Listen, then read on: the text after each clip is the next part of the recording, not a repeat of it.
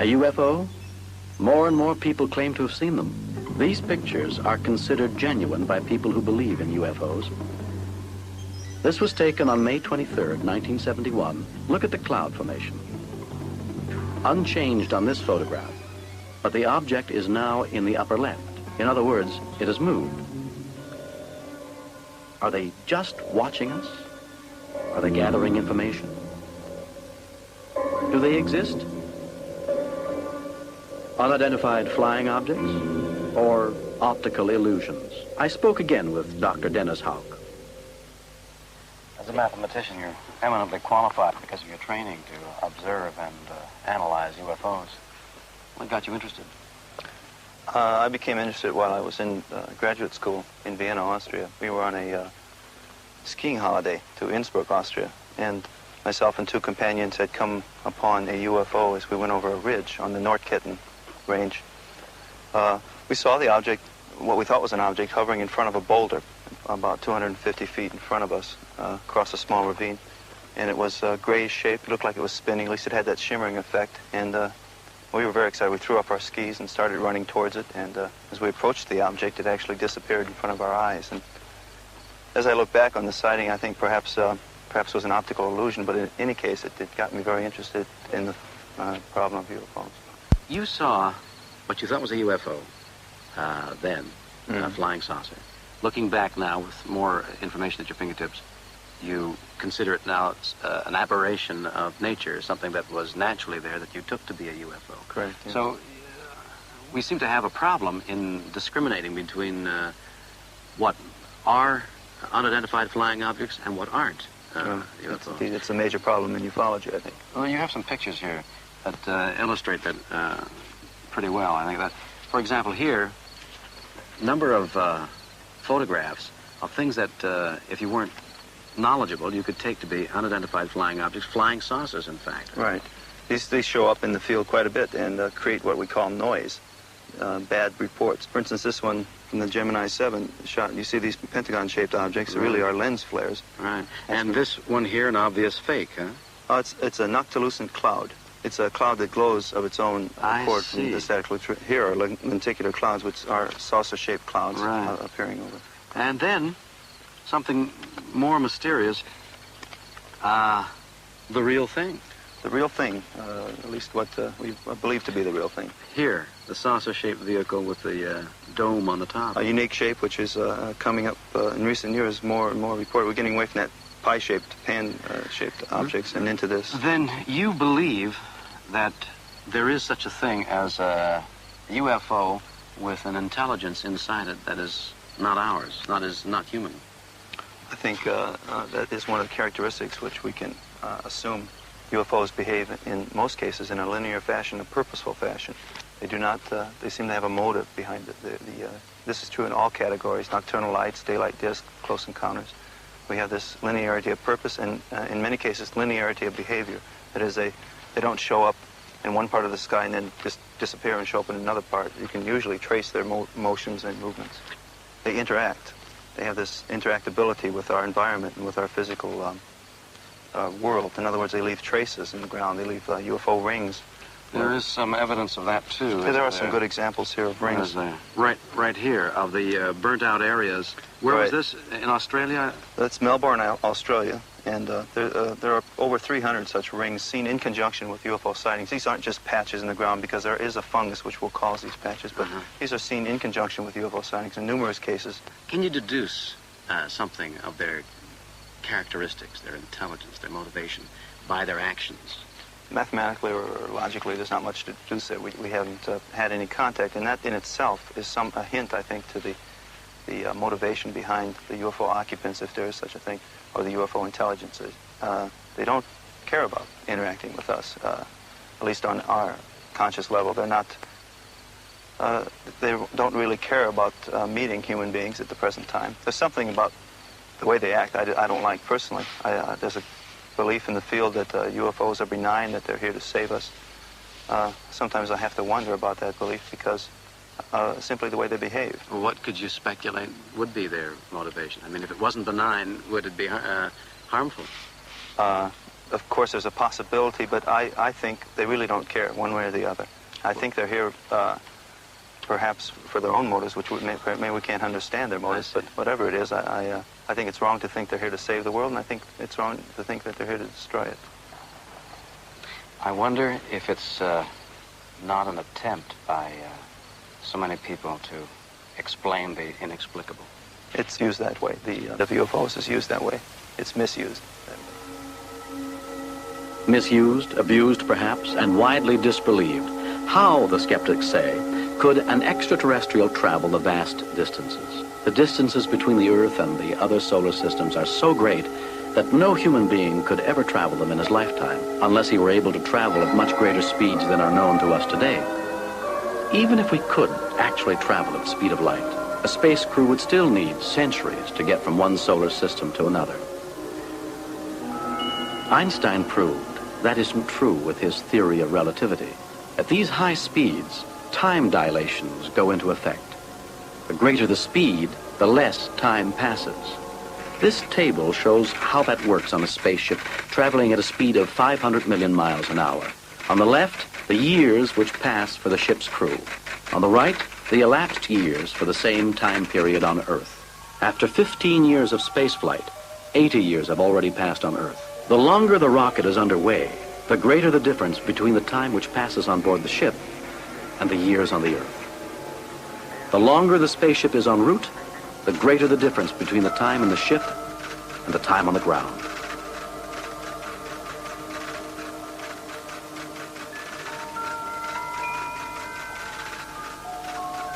After 50 years in the rocket, 420,000 years have passed on Earth.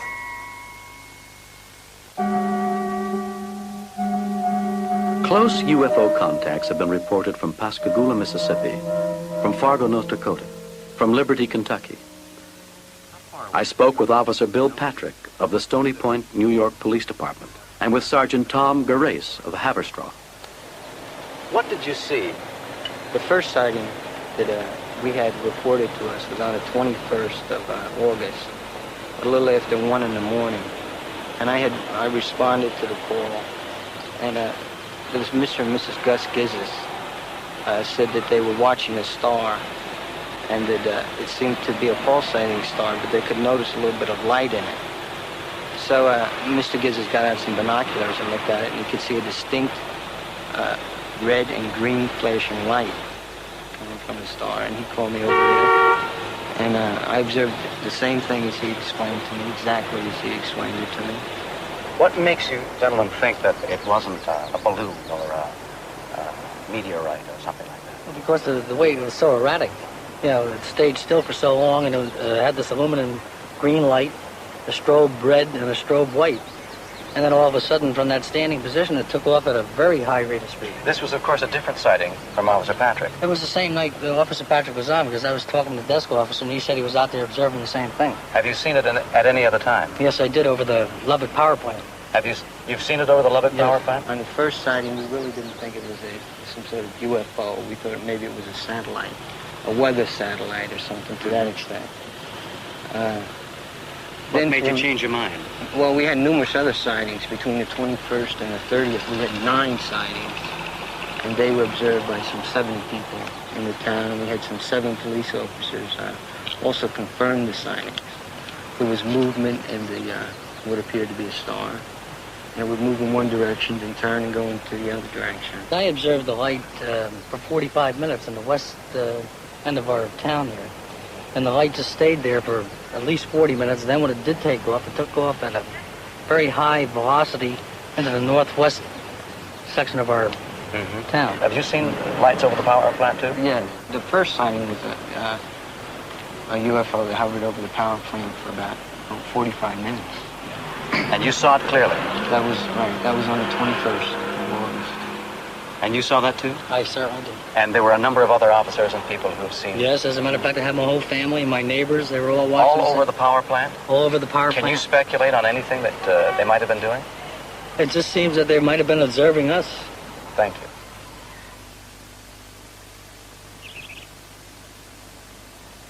There's a certain amount of imminence about all this, isn't there? Oh, yes, definitely, because of Just north of Stony Point, New York on the Hudson, I met with Dan Citrone. Would be very heavy now through 1977. Plus you add to that atomic site right across the river, and you've got a perfect sighting area. Well, that seems to follow a rather human pattern. Well, there's nothing saying that there's non-human about these extraterrestrials. The atomic sites across the country seem to attract them? Absolutely. There's a high incidence there. They're not... Dan is a parapsychologist, gathering information on UFOs. You mean it's possible that the extraterrestrial beings in those UFOs think like human beings? Not so much think like human beings. I'm sure they understand our thinking. But we have to get ready for some very extreme ways of thinking, extreme ways of viewing things. They're obviously beyond us in technology. You lead a center in the New York area. You have a command center where people can phone in and report sightings. How many sightings do you get? We average about 50 legitimate sightings a week now if you cover the area of Connecticut and Westchester and Rockland. The ones that we investigate are about 25 a week. You have various means of detecting the presence of UFOs, don't you? Yeah, this is based on the research we did into the occurrence of people in automobiles and their engines would stop. At first, most of the pseudo-investigators said, well, in his panic, he turned the motor off. Well, that's kind of nice, but after we reviewed 1,000 cases on paper, not individually, we found that 1,000 people are not going to just turn the motor off. So we decided to investigate, and at that time, 2 years ago, we found that there's a magnetic disturbance, and that magnetic disturbance somehow interferes with the car. But it gave us a tool. And what we've done is we have a detector which will, as a result of the magnetic field interference, close a relay and either automatically set off a camera or set off an alarm. And as a result, we're capable now of tracking them by setting up several of these detectors. We're going to use this to get the photographic evidence that we want. Describe to me your sighting. Okay, it came up over here, hesitated over the river, as you see here, and then zoomed to the atomic site, stayed over the atomic site. And this is not the first time we've seen them over the atomic site. What about the future? What do you think the future holds for us if we are visited, as it has been predicted? Mm-hmm.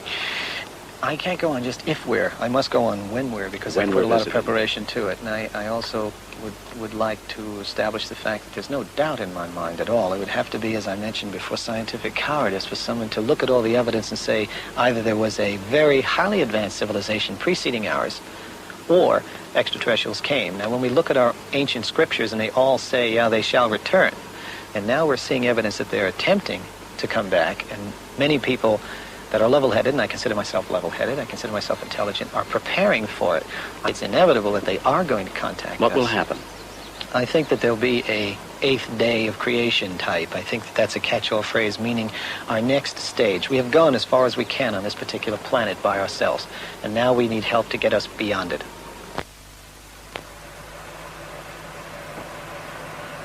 At the Kennedy Space Center in Cape Canaveral, near the giant Saturn V rocket, I met with Dr. Richard Yinger. I think it tells us something about where we are going as a species. Space, as I see it, and the travel into space, is a natural part of our evolution as human beings. Do you think we're trying to find something? I think we're trying to find our way home is what we're trying to do. I think that what we are part of a tremendously long migration out of the what we think might have been the Olduvai Gorge in Africa, where we might have begun as some ancestor, and now we've migrated to virtually every part of the planet, and there was no place else to go. We're going out into space. I feel sometimes like we are something like the salmon who are trying to spawn back upstream to get back to their original place, and I think this is what we are doing as human beings. What I'm saying is Richard Yinger is a professor of social sciences and the director of the Exosociology Institute in Lake Worth, Florida. Coming to Earth. Dr. Yinger, you are an exosociologist. That's right, yes. What does that mean? It means the study of the possibility of life in outer space as a social reality. In other words, what I've been trying to do is to study it as a social fact rather than as some kind of a concrete fact, and I took this from the area of exobiology. In exobiology, we have astronomers who are also biologists who are looking for life in outer space in terms of biology. We need to look at the concept of life in outer space and what impact it could have. If you research in archaeology and anthropology, you find that we are the most mysterious thing we know of in the universe right now as human beings. We may be spacemen ourselves? We, in fact, could be spacemen. What we find in studying archaeology and anthropology is that there is no evidence to prove that we, as human beings, originated on this earth. There is all kinds of evidence to suggest that we might have originated somewhere in outer space, that indeed there could have been beings from outer space who came here millions of years ago and produced this thing that we now call the human being. Our brain is one of the great mysteries of this universe. We don't know. We cannot explain within the theory of organic evolution how we got our brain. It just doesn't fit in. It evolved too fast. Right now, we have a brain that we aren't using the full potential. A million years ago, we weren't even beginning to use the full potential of the brain. Now we know that if we don't use something, it will atrophy, it will disappear. And yet, the brain has not disappeared. Something keeps it going. It's like it was built for a purpose that we have not yet reached. And we are, I think, moving toward that purpose. Is it within the realm of possibility that we will become the visiting astronauts to other worlds? Yes. As we were supposed to have been visited? Yes. We are doing genetic research right now at Harvard and MIT universities. We don't know what's going to happen with that genetic research. It's very dangerous. So what we're going to have to do is go to some other place to do the research. The first logical place would be the moon. We could go to the moon, set up laboratories, remote-controlled laboratories, do our research, and then from there we would move out into space and do even more elaborate experiments. And maybe we would eventually go into another part of the universe, find a planet very much like Earth, and begin to do very, very fancy kind of experiments, which would then produce in maybe 4 million years the same kind of creature that we are here on this earth today. I think that what we see happening now is the closing of the circle. We have now reached the point where we have the technology to do what those ancient astronauts might have done when they came to the earth. And so we, like a flower sowing its seeds, are going into the universe to sow another seed. It's almost like this is a garden, and we're moving on now to plant and sow a new garden. Thank you, Doctor. Do you have any thoughts on the ability for us to contact UFOs through telepathy, through our ability to contact them mentally? Though I am in total agreement that we are heading towards the point where they will contact us. They will not just land somewhere and run the risk of being mugged. They will land somewhere where they're going to be greeted by people who are perhaps in the right, what you call, frame of mind and with the right interests. You mean there are people being prepared? Oh, obviously, yeah. To receive an extraterrestrial visitor? I'm being prepared, to be specific, I'm being prepared for the frame of mind that is necessary to greet a extraterrestrial visitor. That's as specific as I can be. Right, that's pretty specific. Do you think that some of us, or maybe all of us, are being sent messages by these beings, these things from outer space? I think some of us are. I think that there are some of us who have come to that point in our own lives where our own consciousness has been literally raised to the point where the difference between us and the extraterrestrials is very, very narrow. And I think that they feel that kind of sympathy that a person could project and could be actually giving them messages. I have felt this myself. I have felt this very intensely myself. Do you feel that you're one of them? Yes, personally. That your level of consciousness has been raised to that point? Yes. Do you think that you will be contacted? That you will be one of those that will be contacted? And not necessarily myself. I think that my mission, if there is such a thing, is more in getting other people ready for it. In other words, my main mission, I think, is to speak to academicians, to the other sociologists, to scholars who consider themselves to be serious scientists. And tell them what? And tell them that it's time to stop laughing at the idea that there could be life in outer space, to stop laughing and making fun of people like Eric von Däniken, and start to look seriously at what the man has to say. To begin to see that there is some tremendous value in considering ourselves as part of a life system that goes throughout the universe and not something exclusive to this planet. Is there life out there? Many people, responsible scientists, in and out of our government, agree to the possibility. We have sent a message, a calling card, into space. These are official NASA photographs of what we must term UFOs. NASA has investigated thoroughly and checked what these objects might have been. There has never been a completely accepted explanation. This, from the Apollo 11 flight to the moon in 1969. From the Mercury project, Atlas 7. From Gemini in 1966.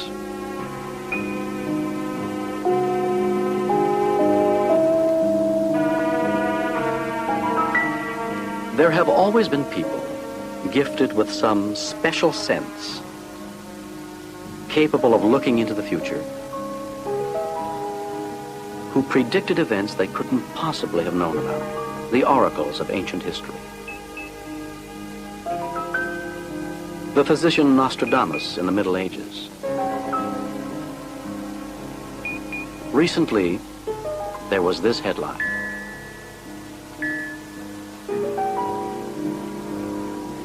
Jean Dixon has an amazing gift for accuracy in her prophecies and predictions.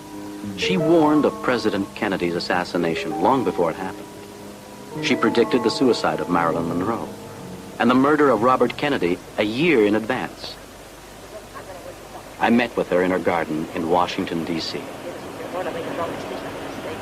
Was that a prediction or That was a prediction. Those were man-made plans. Hadn't he walked out there that day, it would not have happened. I want to talk to you about a prophecy. Jean, the prediction that I'd like to ask you about is the one that appeared in the National Enquirer some time ago about UFOs and about extraterrestrial beings that would land on Earth sometime next August. When I was a little child, my German governor says, you know, you wish on a star, wish me, give me the wish I wish tonight. You know, you do those kind of things. So I get out there and I do the things now that I did when I was little. And I said, wish me, tonight, give me the wish I wish tonight. And I wondered about the UFOs and about the holy immortals. And then I had this feeling, this vision of this UFO. Of course, it looked sort of like a top, a large, large top. But of course, I knew that it was not made with nuts and bolts and that. I knew it was some celestial thing, at least I thought it was. And all of a sudden, I seemed to be on the inside of it, not on the outside of it. But then the inside seemed so much bigger than the outside. And I felt at home. I mean, it wasn't strange at all, and I wasn't frightened. And there seemed to be others in there with me, other people. I could not see their faces, but they were smaller. I felt they were smaller than what I was. But then they were dressed in beautiful metallic material of some kind. Everything was nice and smooth, and I could feel the power of vibrations, tremendous vibrations, tremendous thinking power. And then I thought, well, maybe I'm being told that we upon this earth must have a greater power in our thoughts. And then soon it seemed to come on the ground, or I could see the lights of a great city. And I imagined, or at least I thought, the vibrations in measuring time, that was probably a year away, and that would be next August. The time when the UFOs would land on Earth, yes, would be a year away, and that that would be about this coming August of 1977. 77, yes. But I couldn't tell what part of the world I was in, but it was a large city because it had large lights, and it was an important city. You were successful in telling to the world that President Kennedy would die, that Robert Kennedy would die, that Martin Luther King would die, that Marilyn Monroe would die. And now you're telling us that extraterrestrial beings will land on Earth. On Earth. In August. I am measuring the time, and I think it will be August. I could be off in my timing a little bit, one way or another.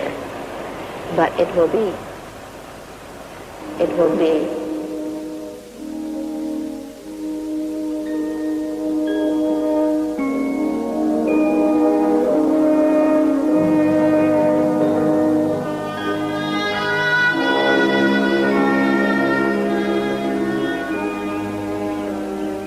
We've been on a voyage, you and I. A voyage exploring some of the mysteries of our Earth, our past. Mysteries that go beyond recorded time. We've examined and questioned some many widely held theories of what may have happened in those hazy, early moments of our civilization. We've investigated some very strange, bizarre, present-day happenings. And we've taken a searching look into what promises to be an incredible future. There are questions that loom ever larger the more we investigate. Many mysteries remain. Are we the children of ancient spacemen? Did those astronauts of millions of years ago visit the Earth? Did they give of their knowledge to the Earth's earliest civilizations? What are the mysteries of the genetic code, of the Nazca Plains, of the crystal skull? And what of the future? We've heard startling predictions on what may happen in the very near future, the day after tomorrow, and from our own NASA scientists on what the distant future may hold. There remains a most haunting and persistent question. Are we alone? Or truly, is there life beyond our galaxy? Certainly the efforts of our most knowledgeable scientists and our government belie an easy answer. Are beings or intelligences from beyond our galaxy listening to us as we are trying to listen to them? And a most disturbing, unsettling question, echoed by laymen and scientists alike. Are we somehow, in some inexplicable way, being prepared by an intelligence beyond our own for our first encounter with extraterrestrial beings? Think on it. Am I being prepared for this encounter? Are you? How soon? This is not the work of fiction. This is not the work of dreamers. No. Consider this, how true it becomes when, in the end, science takes over from the imagination. And behold, there are even greater wonders than we dreamed.